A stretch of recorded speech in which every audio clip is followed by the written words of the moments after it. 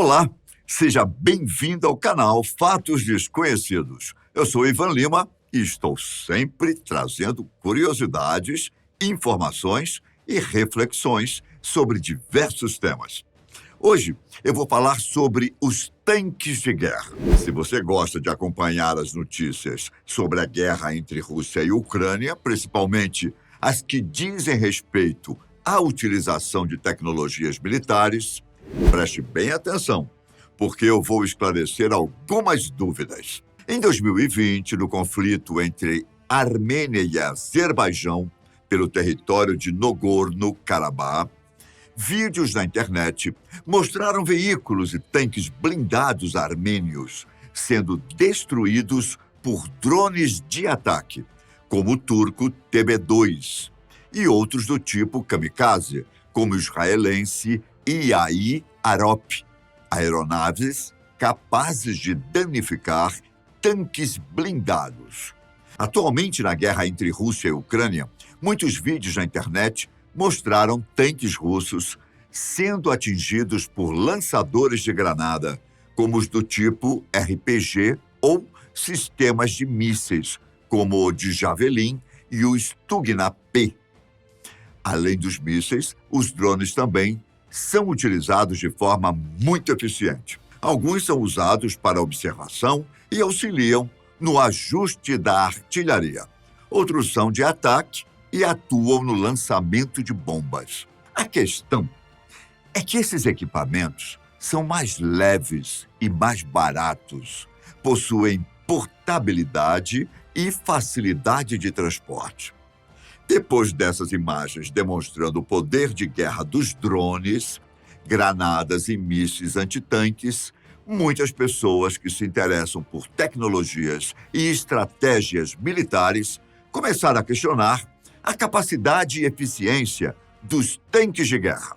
Então, a pergunta que fica é: por que grandes potências militares continuam investindo nos tanques blindados? Antes de responder a essa dúvida, vou contar um pouco sobre a história dos tanques de guerra. Os primeiros tanques foram improvisados pelo exército inglês no início do século XX.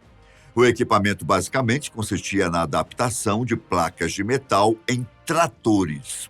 O sucesso obtido pela máquina foi tão impressionante que no ano de 1915, durante a Primeira Guerra Mundial, as forças militares britânicas utilizaram protótipos de tanques que alcançaram a velocidade de 6,5 km por hora. No ano seguinte, durante a Batalha de Somme, na França, o exército já contava com um tanque mais equipado. Na Primeira Guerra, dos 32 tanques colocados no fronte de batalha, 9 conseguiram atravessar as trincheiras entre os exércitos inimigos. O objetivo desses veículos era transportar mais soldados e passar por locais que, de outra forma, não seria possível. No início, a tecnologia desses equipamentos não era tão avançada e o sistema apresentava muitas falhas. Hoje em dia, os tanques de guerra desenvolveram sistemas de ataque e de defesa muito potentes. Apesar desse avanço tecnológico impressionante, é sempre bom lembrar que o tanque é uma arma de guerra feita para matar pessoas, como qualquer outra. Assim, é sempre bom pensar sobre isso antes de se entusiasmar com toda a técnica envolvida. Sobre a questão da atual eficiência ou não dos tanques, os analistas militares entendem que o equipamento ainda possui uma capacidade relevante, principalmente quando existe investimento nos sistemas de blindagem e de proteção. Isso porque os tanques conseguem atravessar terrenos extremamente acidentados e, ao mesmo tempo, atacar o inimigo. Atualmente, os tanques mais avançados possuem sistemas de proteção ativa, conhecidos como APS.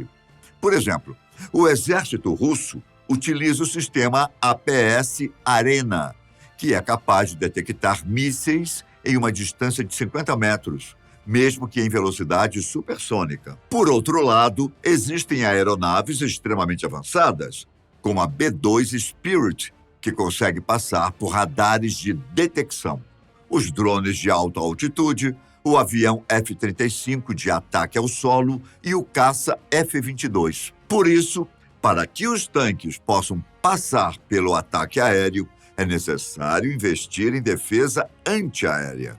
Se você ficou curioso sobre os sistemas de blindagem dos tanques de guerra, eu vou explicar como funciona. De modo geral, os tanques usam compostos de cerâmica ou choban, que é um composto muito resistente.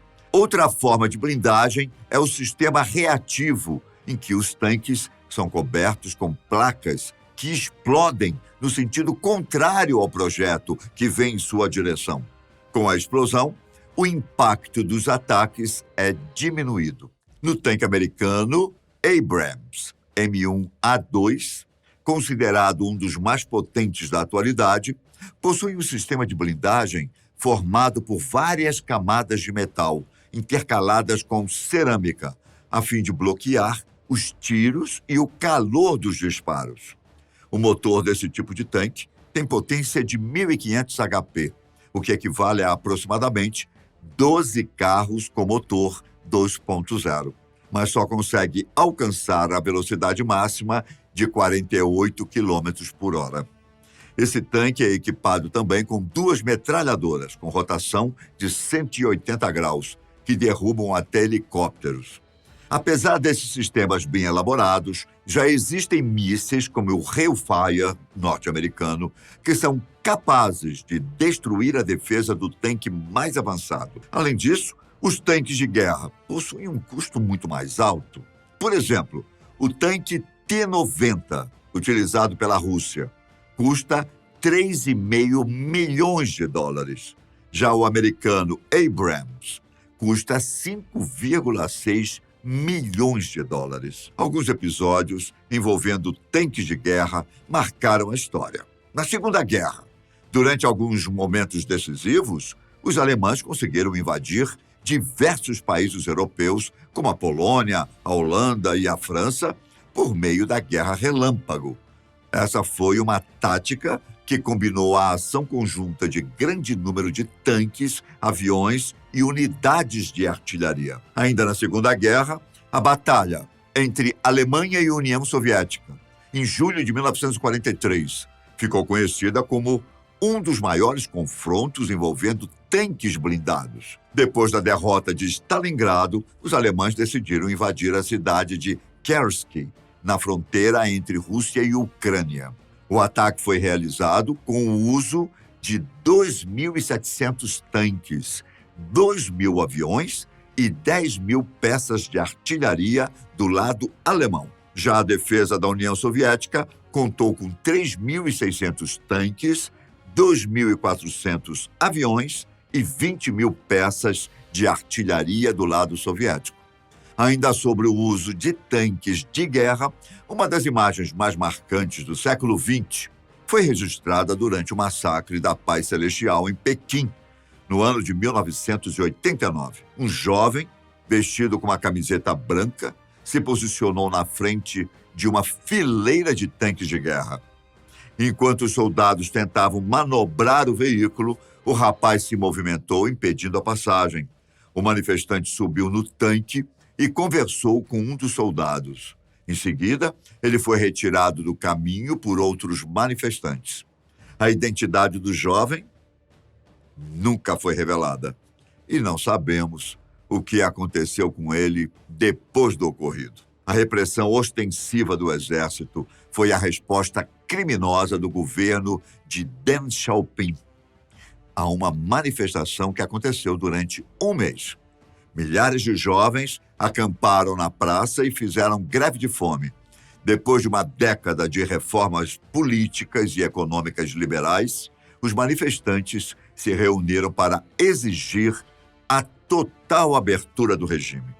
Além disso, os jovens protestaram contra a visita do líder soviético Gorbachev e a reaproximação da China com a União Soviética. Só que a manifestação foi reprimida com o tiroteio dos tanques, que atingiu, inclusive, pessoas que não estavam na praça. Outro episódio marcante envolvendo o uso de tanques de guerra aconteceu no ano de 1991, durante a Guerra do Golfo, depois da invasão do Iraque ao Kuwait. A Operação Tempestade no Deserto, realizada pelas tropas americanas e por seus aliados, resultou em uma grande batalha com 3.000 tanques de guerra e milhares de veículos blindados. Depois de 36 horas de confronto intenso, o episódio foi chamado de Noite do Terror. Como você pode perceber, desde a Primeira Guerra Mundial, uma série de tecnologias foram desenvolvidas para a guerra. Não somente tanques, aeronaves e mísseis, mas também armas químicas e biológicas que atualmente são proibidas por causa dos danos causados à humanidade como um todo. Você deve se lembrar do uso intensivo de napalm pelas tropas americanas no Vietnã. Conhecido como agente laranja, por ser armazenado em tonéis de cor laranja, o agente químico era pulverizado nas plantações com o objetivo de destruir o abastecimento de alimento dos inimigos. O envenenamento por napalm provocou graves danos à saúde da população vietnamita. Mesmo depois de 30 anos da guerra, durante a década de 1980, pessoas apresentavam doenças decorrentes do contato com a substância. Não podemos esquecer também do efeito devastador da bomba atômica. Em agosto de 1945, a bomba Little Boy, que explodiu em Hiroshima, a aproximadamente 580 metros do solo, provocou uma energia de calor tão intensa que matou 80.000 pessoas imediatamente e conseguiu destruir quase completamente a cidade. Em Nagasaki, a explosão da bomba Fat Man provocou a morte de 40.000 pessoas. Agora, quero fazer uma reflexão sobre a tecnologia e o seu uso social. A palavra técnica tem origem grega e significa, para a filosofia aristotélica, todo tipo de conhecimento que possui uma aplicação prática. Para Aristóteles, a técnica tem um efeito social passageiro, enquanto o conhecimento filosófico possui um efeito mais profundo e duradouro. Outras compreensões sobre a tecnologia entendem que a técnica significa toda maneira de fazer algum tipo de atividade humana.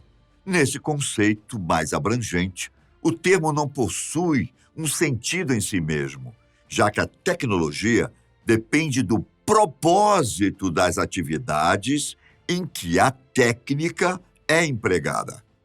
A técnica e a tecnologia são ferramentas humanas que permitem a nossa interação com o meio ambiente, a nossa adaptação a um determinado espaço e a nossa organização enquanto sociedade. Me pergunto quais são os custos humanos que estão em jogo quando falamos no avanço de tecnologias militares. Acredito que devemos sempre nos indagar sobre a finalidade de determinada técnica. Como disse antes, o sentido da tecnologia depende do seu propósito e do seu efeito para a sociedade. Você não concorda? Eu espero que tenha gostado da reflexão de hoje. Eu fico por aqui, mas nos vemos em outra ocasião. Fiquem com Deus e até a próxima.